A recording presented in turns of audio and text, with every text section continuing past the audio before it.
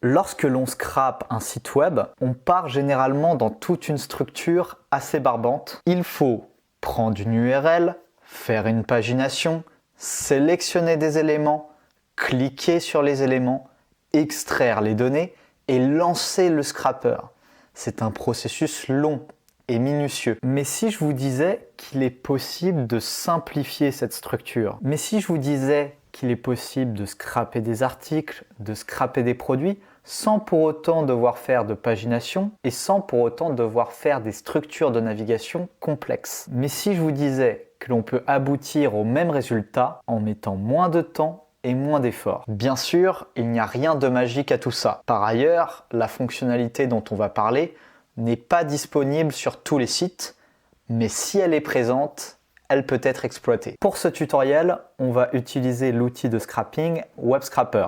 On se contentera de la version gratuite. Cette vidéo sera donc la suite et la fin des 2 dernières vidéos que l'on a faites sur le sujet. Pour terminer, je rappelle à votre bon vouloir que je propose diverses prestations en web scrapping. Je vous laisse visualiser un instant le temps que ça peut vous faire gagner. Si ça vous intéresse, vous pouvez me contacter via l'email qui est en description. La fonctionnalité que l'on va utiliser pour scraper un site plus facilement, c'est le sitemap XML. Alors le sitemap XML, c'est un fichier où est regroupé l'ensemble des URL internes publiées par l'entreprise. Et on est en droit de se poser la question de pourquoi un tel fichier existe? Quel est l'intérêt pour l'entreprise d'avoir un sitemap XML, d'avoir un endroit où sont regroupés tous ces URL? Eh bien, c'est tout simplement pour une raison de SEO. Les bots des moteurs de recherche ont plus de facilité pour trouver les URL et pour les indexer. Et in fine, c'est une méthode qui peut être utilisée à notre avantage, que l'on va pouvoir détourner pour scraper un site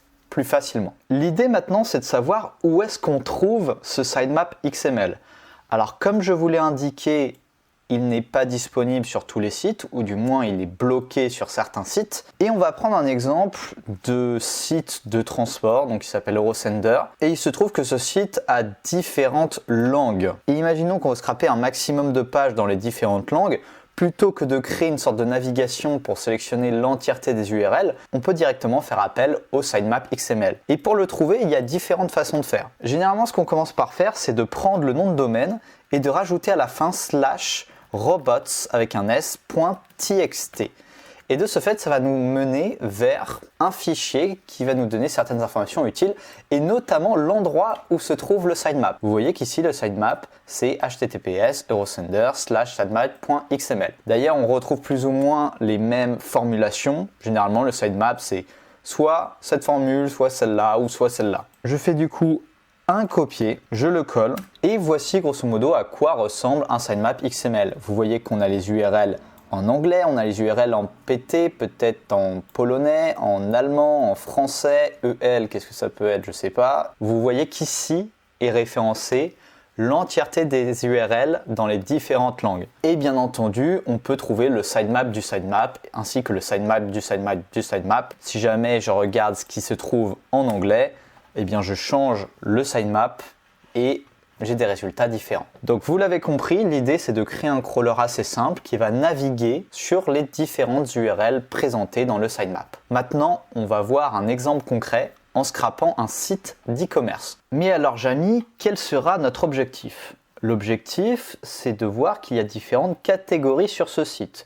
On a des produits pour les femmes, les lingeries, les hommes, les filles, les garçons, les bébés, etc. etc. Et l'idée, c'est que dans toutes ces catégories, il y a des sous-catégories. Et dans toutes ces sous-catégories, il y a des produits. Des produits dont il va falloir cliquer sur les URL pour par la suite extraire des données. Et l'idée, c'est qu'on va tenter de le simplifier au maximum avec le sitemap XML. On ne va pas faire l'exemple sur l'entièreté du site, mais on va faire un exemple assez significatif pour prouver que le processus fonctionne. La première chose à faire, c'est de savoir s'il y a bel et bien un sitemap XML valide sur ce site. Auquel cas, on va taper robots.txt. On regarde s'il y a des indications. Effectivement, il y en a une. Vous voyez qu'il y a marqué sitemap avec toujours le /sitemap.xml. Donc, je le copie, je le colle. Et on a dit que notre objectif, c'était d'obtenir Eh bien tout simplement un scrapping des différents produits. Donc vous voyez qu'on a énormément d'URL différents, mais je pense qu'on va trouver vraisemblablement les produits dans des URL avec marqué /product. C'est juste de la logique. On va partir là-dessus. Pour ce faire, on va utiliser Web Scraper. Donc je fais un clic droit, inspecter. On va vers Web Scraper et on va se créer un nouveau sitemap. On va lui donner un nom et on va insérer l'URL de départ. Donc là, l'URL, c'est le même par rapport à ce qu'on fait d'habitude.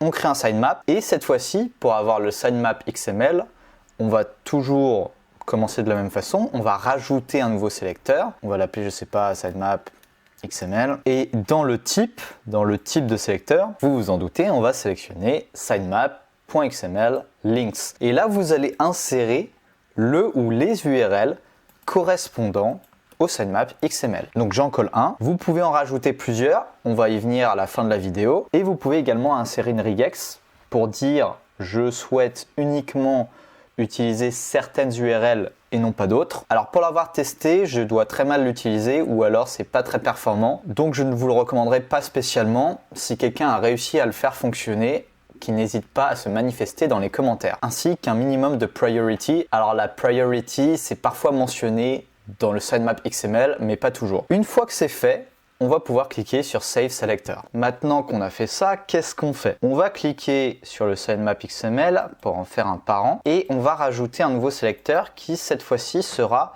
un élément, donc l'équivalent de ce qu'on appelle la loop item. On va l'appeler d'ailleurs comme ça, loop item. Et quelle sera sa fonction? Alors concrètement, on l'a dit, le problème du sitemap XML, c'est que toutes les URL ne sont pas cohérentes pour ce qu'on veut faire. Toutes les URL ne nous amèneront pas à des fiches de produits. Et c'est la fonction de cet element. Cet element va nous aider à faire le tri. L'element va du coup faire un filtre. Il va dire si vous trouvez un élément qui est unique sur toutes les fiches produits, auquel cas on va enchaîner et on va extraire les données. Mais si la condition n'est pas remplie, auquel cas on va skipper l'URL et on va en prendre un autre. Vous allez voir, c'est assez simple à comprendre. La sorte de formule, de filtre que l'on va mettre, c'est ce qu'on appelle le Wrapper Element Selector.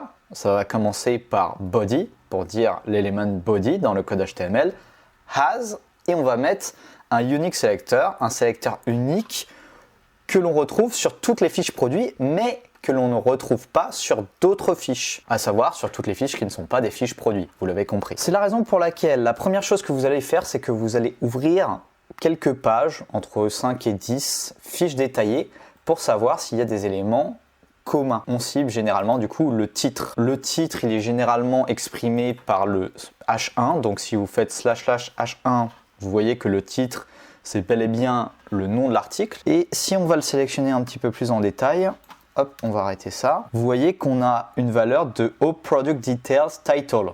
Donc vraisemblablement, c'est un élément que l'on peut imaginer être unique. Parce que tout simplement, c'est une valeur de Product Detail Title. De la logique. Une fois que l'on sait ça, on va pouvoir créer notre sélecteur CSS. Donc je reviens sur Web Scraper.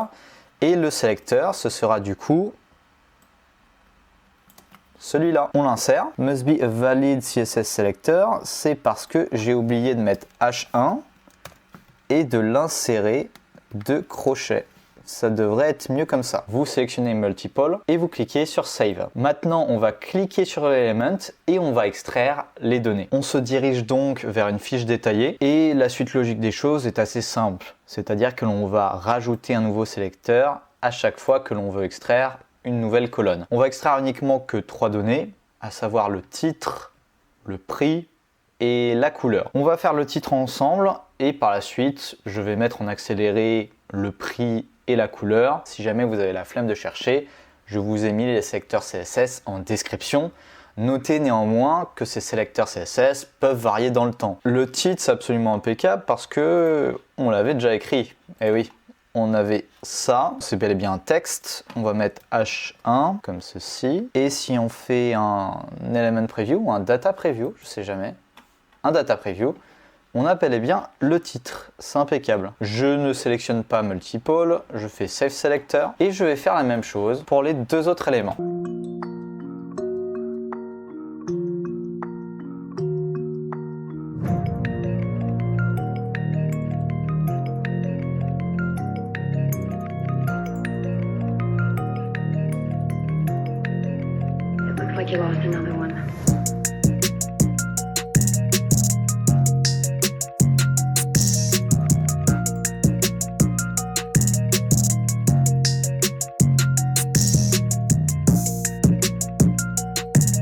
J'ai dû mettre sur pause parce que je n'étais pas sûr sur le sélecteur CSS de la couleur. D'ailleurs, j'en suis toujours pas sûr, hein. Il y a peut-être d'autres exceptions, mais j'en ai noté 2. Il y en a un où le texte color est inclus dans un élément span et l'autre, il est inclus dans un élément div. Donc on verra lorsqu'on lancera l'extraction s'il y a, oui ou non, d'autres exceptions. On clique sur Save et in fine, le processus est assez simple en réalité. Si on regarde le graphe de notre sitemap, on a juste le sitemap avec les URL, on a notre élément et on a l'entièreté de nos données. Maintenant, ce que l'on va modifier, c'est uniquement les URL de nos sitemaps. Je vais revenir dans Selector, dans Route, et je vais faire un edit sur le sitemap XML.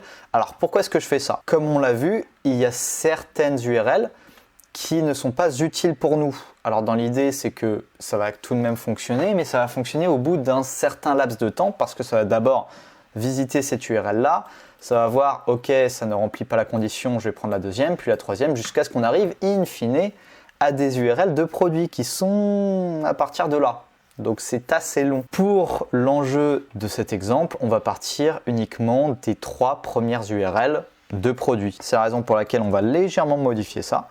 On va faire celui-là, on va faire celui-là et on va faire celui-là. Alors oui, c'est des copier-coller, mais c'est déjà beaucoup plus rapide que si on attendait réellement les résultats. Je pense qu'on a tout pour l'exemple. Je vais faire Save Selector et on va lancer l'extraction. Je fais un scrape, on va mettre 10 000, 10 000. Je lance l'extraction et je vous retrouve pour les résultats. J'ai fermé la fenêtre au bout d'un moment parce que vraisemblablement le processus fonctionne. Je fais Refresh Data et j'ai mes données. Tout ce qui me reste à faire, évidemment, ça ne change pas, c'est d'exporter les données dans un fichier Excel ou CSV. Et voici ce que ça vous donne. C'est la fin de cette vidéo, j'espère que ça vous a plu. Vous pouvez mettre un like et vous abonner si vous le souhaitez, ou alors me rejoindre sur mon canal Telegram. Et surtout, si vous souhaitez travailler avec moi, j'ai différentes prestations à vous offrir, que ce soit du coaching, de la délégation, de la création de scripts via Octoparse, ou alors de la manipulation, de la modification de données sur CSV ou Excel. Si vous souhaitez en savoir plus, vous trouverez mon adresse email en description. Je vous dis à la prochaine.